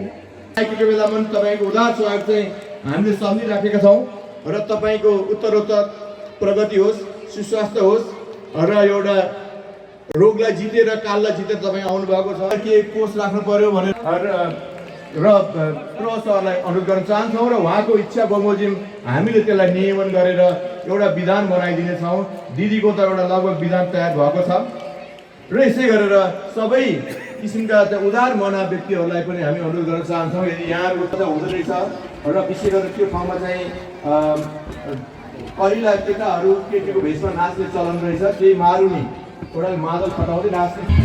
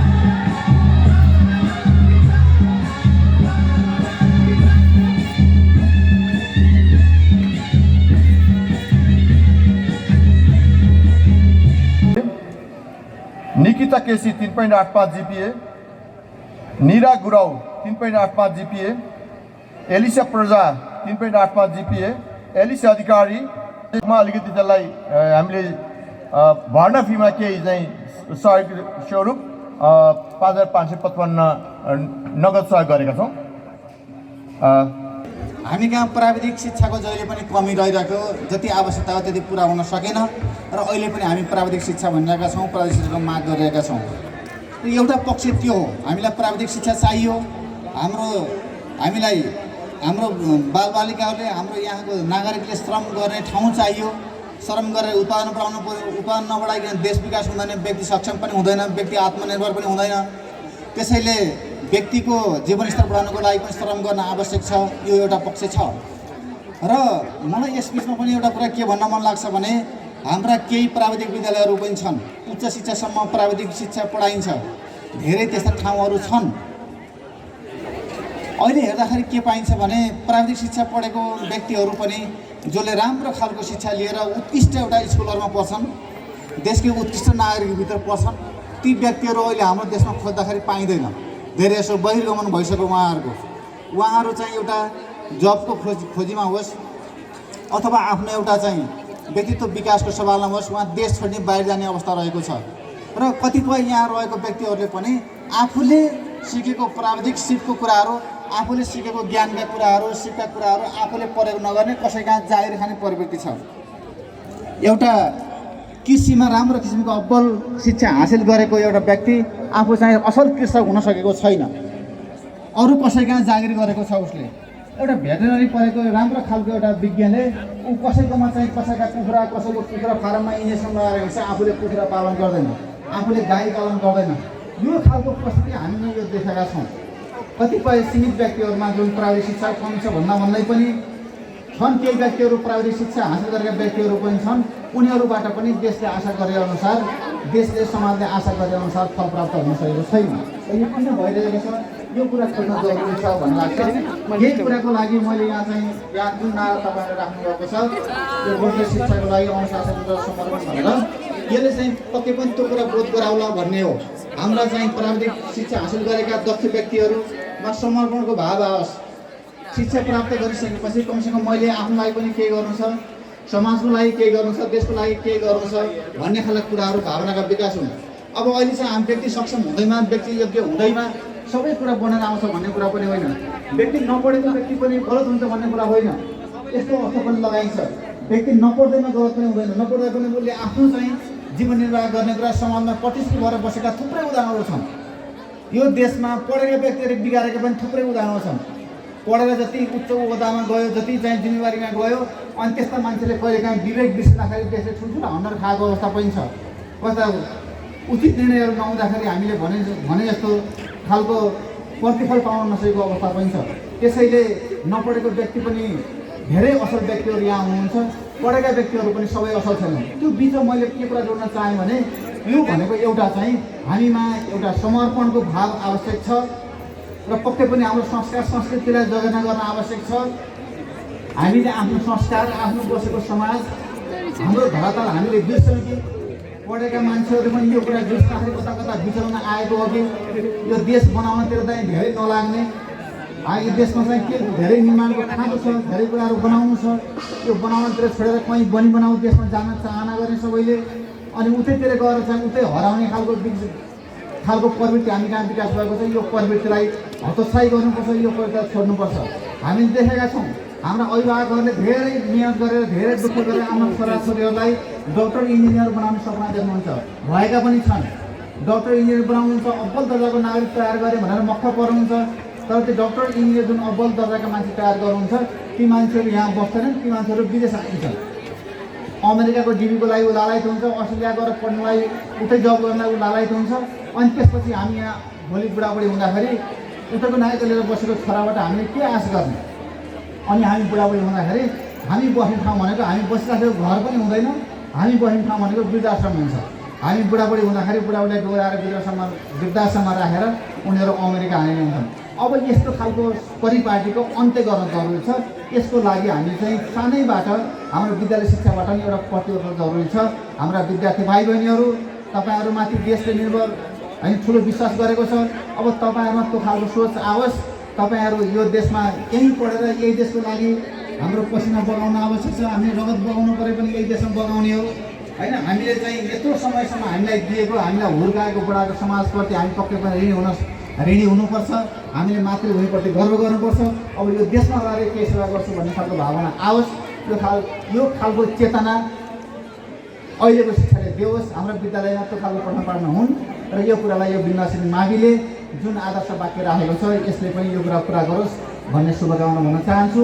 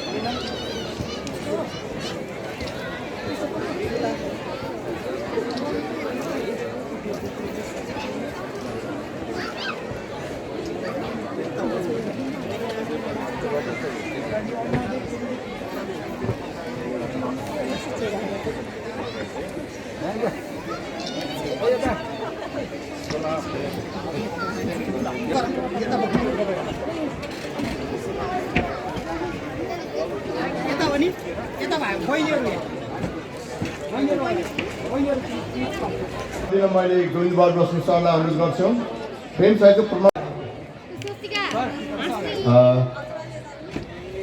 हजुरहरूकोबाट सामूहिक रूपमा उहाँलाई सम्मान हुनेछ।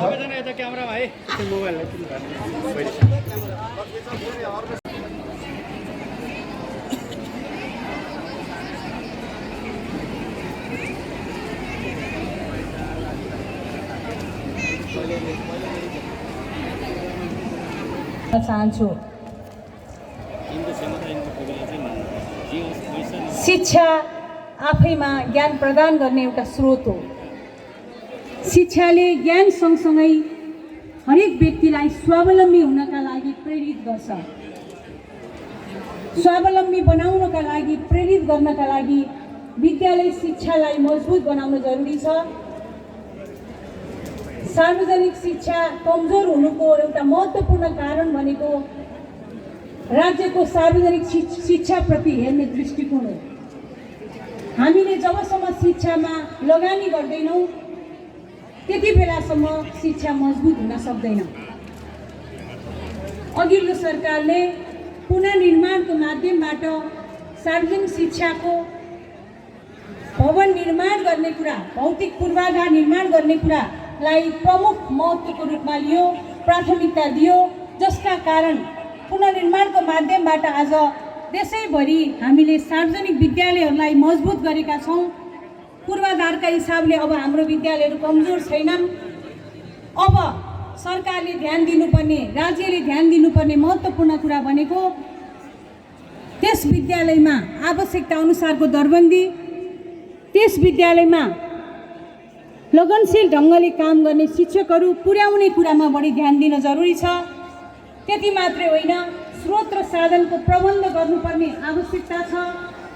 हाम्रो संविधानले 3 तहको राज्य संरचनाको व्यवस्था सँगसँगै विद्यालयसम्मको शिक्षा स्थानीय तहलाई जिम्मेवारी दिएको छ।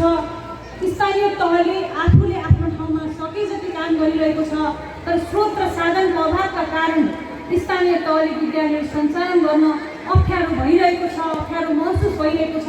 यस कुराप्रति सङ्घीय सरकारले ध्यान केन्द्रित गर्न जरुरी म देख्छु।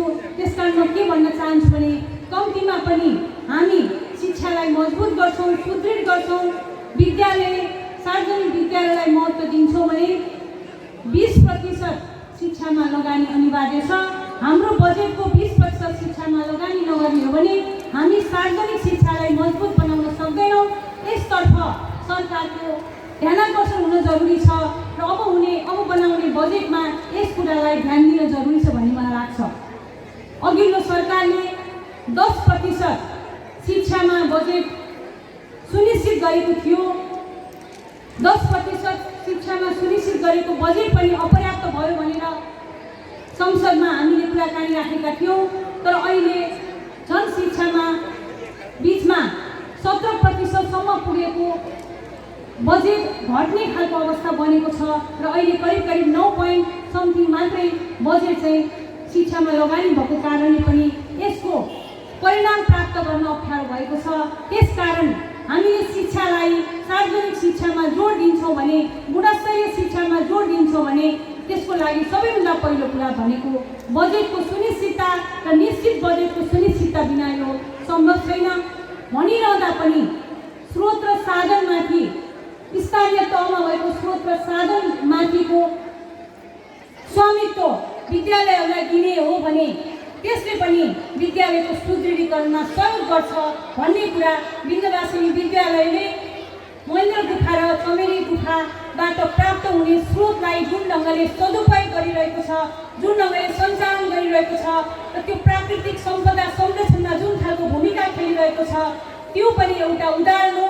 र यो उदाहरणलाई पनि अरू विद्यालयहरूमा पनि हामीले प्रयोग गर्दै गयौँ भने मलाई लाग्छ सार्वजनिक विद्यालयको सुदृढीकरणका लागि सार्वजनिक विद्यालयमा लगानी बढाउनुपर्छ भन्ने कुरालाई त्यसले पूर्ति गर्छ भन्ने कुरा पनि म यहाँ जाहेर गर्न चाहन्छु। हामीलाई अहिले पनि धेरै आवश्यकताहरू छन्। तपाईँहरूले अहिले मसँग कुराकानी गर्ने सन्दर्भमा पनि भन्नुभयो हामीसँग प्रयोगशाला छ तर त्यो अझै अपर्याप्त छ। त्यो प्रयोगशालालाई हामी बढाउँदै अगाडि बढ्न चाहन्छौँ भन्ने यहाँको माग छ। त्यो सँगसँगै यहाँहरूले भन्नुभएको छ हामीले आवासीय विद्यालय बनाएर अगाडि बढ्यौँ भने अझैलाई नमुना विद्यालयको रूपमा अगाडि बढाउन सक्छौँ। अहिले पढाउने कक्षा कोठाहरू अपर्याप्त भएको कुरा हुँदाहुँदै पनि हामी के व्यवस्थापन गरेर अगाडि बढिरहेका छौँ। तर अझै यसलाई आवासीय हिसाबले सञ्चालन गर्ने भने यो विद्यालयप्रतिको आकर्षण अझ बढ्छ।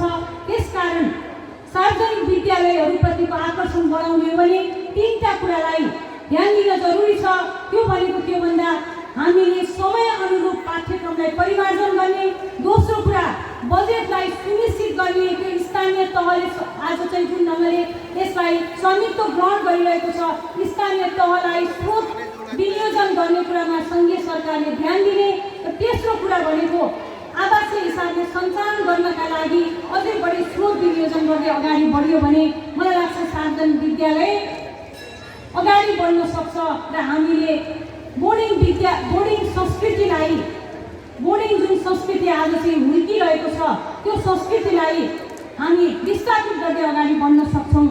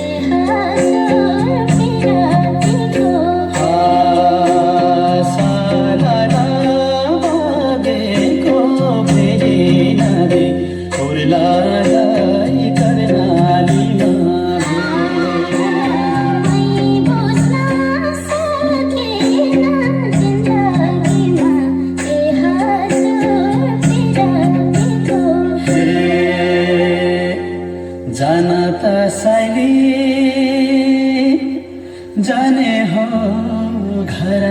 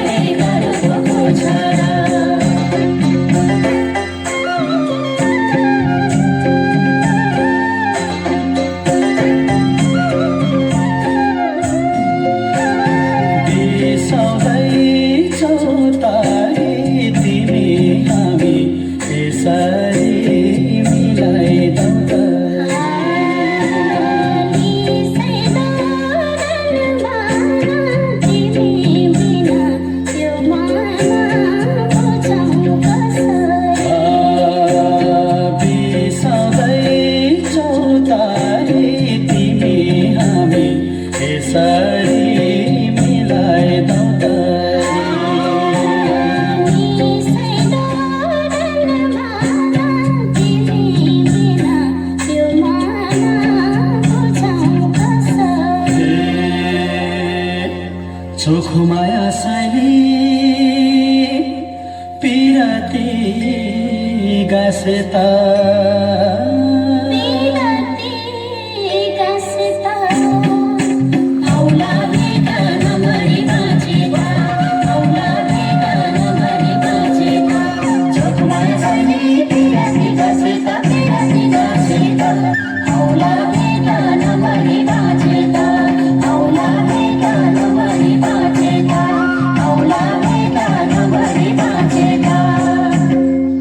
नलिकन बिदाले भयो यो मन कहाँ मान्छ हाँसे हाँसे अब वर्ष दिनको भेट त होला सम्झना बिर्सना यो जाली रुमाल राख्नु है। कति राम्रो मेरो पनि सम्झना यो फोटो राख्नु है।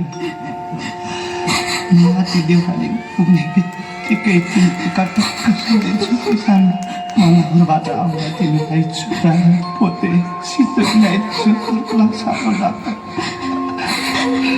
हजुरको माया भए पुग्छ फर्केर छिट्टै आउनुहोस् है। हुन्छ नि सानो आउँछु। अनि डाँडा पाखा पानी पँधेर कहिल्यै नबिर्सनु सानो बिर्सिन्न नरोई बसा है सानो नरोई बसा है पर्खी बसा है सानो सम्झी बसा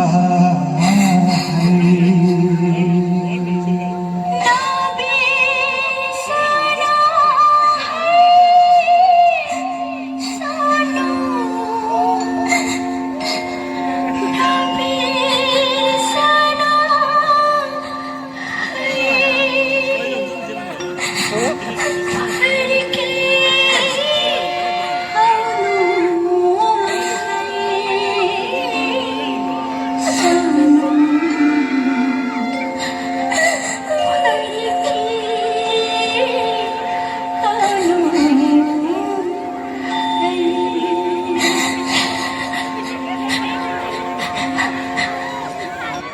लगाएर स्वागत गरिदिनु होला। हाम्रो प्रेरणाको स्रोत हुनुहुन्छ। धेरै गुरुहरू, चाहे विष्णुहरि गुरु भन्नुहोस्, यहाँ चाहिँ शान्ति रमण गुरु भन्नुहोस्, लक्ष्मी रमण गुरु नै भन्नुहोस्, धेरै गुरुहरू, देवेन्द्र गुरुहरू, धेरै गुरुहरू हाम्रो सब भगवान् आले लगायतका साथीहरू यहाँ अहिले हाम्रो सामु हुनुहुन्न। उहाँहरूले आफ्नो बेलामा गर्नुभएको, दिवंगत गुरुहरूले आफ्नो बेलामा गर्नुभएको काम र देखाउनु भएको योगदान प्रशंसनीय छ। अहिलेका साना भाइ बहिनीहरूलाई ती सबै कुराहरू हामीले देखाउन जरुरी पनि छ। यी विद्यालयहरूको इतिहासको कुरो गर्दा अघि पूर्व व्यवस्थापन समितिका अध्यक्षहरू पनि एकाध साथीहरू देखिनु भएको थियो, दाजुहरू, प्रधानाध्यापक पनि देखिनु भएको थियो, पहिलाका प्रधानाध्यापकहरू देखिनु भएको थियो। हामीले त्यति बेला प्रधानाध्यापक हुनु, त्यो बेला विद्यार्थी हुनु नै अचम्मै थियो। हामी सायद यहाँ धेरै साथीहरू हुनुहुन्छ, अहिले पनि हुनुहुन्छ। मेरो लेभलको साथीहरू मात्र नभएर मेरो माताहतको मभन्दा तल्लो कक्षामा पढ्ने साथीहरू पनि धेरै हुनुहुन्छ यहाँ। हरेक शुक्रबार कालीखोलाबाट ढुङ्गा बोकेर यहाँ नल्याइ दुई खेप नल्याइकन हामी क्लासमा जान पाउँदैनथ्यौँ। त्यो इतिहास भनेको फाउन्डेसनको इतिहास हो। अहिले हामी सायद कास्की जिल्लाको सबैभन्दा राम्रो विद्यालय भवन छ जस्तो मलाई लाग्छ। कास्की जिल्लाकै सबैभन्दा राम्रो भवन छ र कास्की जिल्लाकै यो भवनभित्र सबैभन्दा राम्रो ठुलो हल पनि छ हामीसँग। एउटा व्यवस्थित हल पनि हामीले निर्माण गरेका छौँ, तपाईँहरू निर्माण गर्नुभएको छ। यो पनि एउटा ऐतिहासिक पक्ष नै हो। हामीले त्यो हलमा एउटा कार्यक्रम पनि गऱ्यौँ अस्ति, एउटा राम्रो राम्रो विद्यार्थीहरूको बिचमा जिल्ला स्तरीय कार्यक्रम पनि हामीले गऱ्यौँ। र विद्यालयमा योगदान दिने अहिले जनप्रतिनिधिहरू पनि भाग्यमानी हुनुहुन्छ। वास्तवमा जनप्रतिनिधिहरू भाग्यमानी के अर्थमा हुनुहुन्छ भने तपाईहरूलाई, जनप्रतिनिधिहरूलाई अहिले माननीय सदस्यहरूले आफ्नो साथबाट यस्ता विद्यालयहरूलाई लाखौँको सङ्ख्यामा अथवा करोडको सङ्ख्यामा सहयोग गर्न पाउने अवसर छ। त्यो अवसरको सदुपयोग तपाईँहरूले गर्नुभएकै होला। अब साथीहरूले भन्नुभएकै छ, तपाईँहरूलाई सजिलो छ। अहिले प्रतिनिधिको काम भनेको दिने मात्रै हो, एकदम दिन पाउने काम मात्रै हो। स्थानीय लेभलको साथीहरूले पनि दिनै पाउनुहुन्छ, बजेट एलोकेट आफै गर्न पाउनुहुन्छ, आफै बजेट बनाउनुहुन्छ।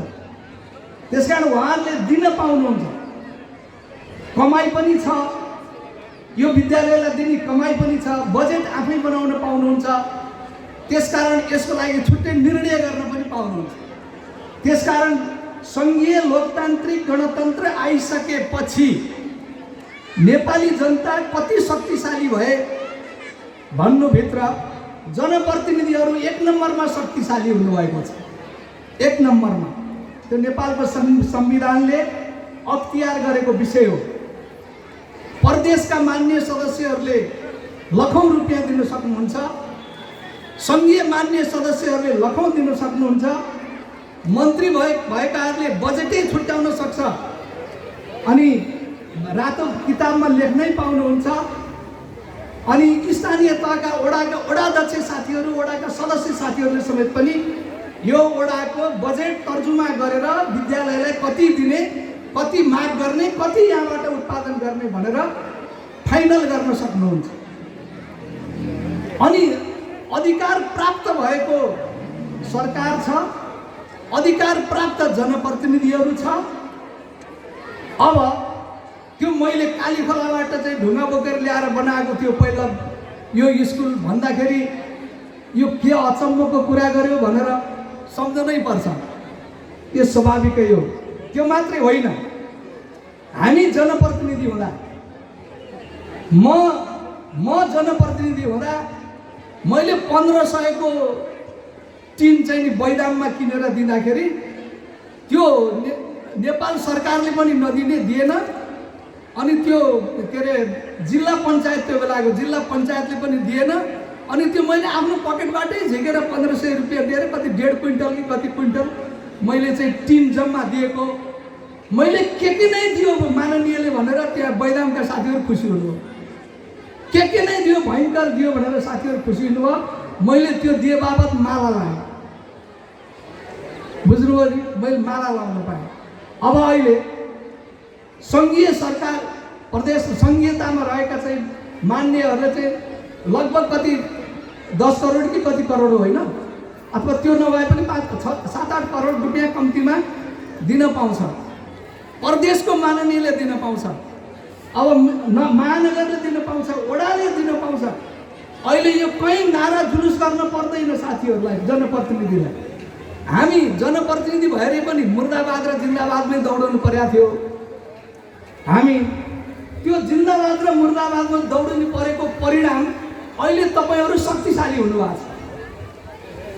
अहिले त्यो परिणामले अहिले शक्तिशाली भएको छ नि, राज्य जनप्रतिनिधि शक्तिशाली भएको छ। त्यसकारण अहिले तपाईँहरूलाई कसैलाई मुर्दाबाद लाउनु पनि छैन, कसैलाई तपाईँले विशेषै गरी जिन्दाबादै लाउनु पनि छैन।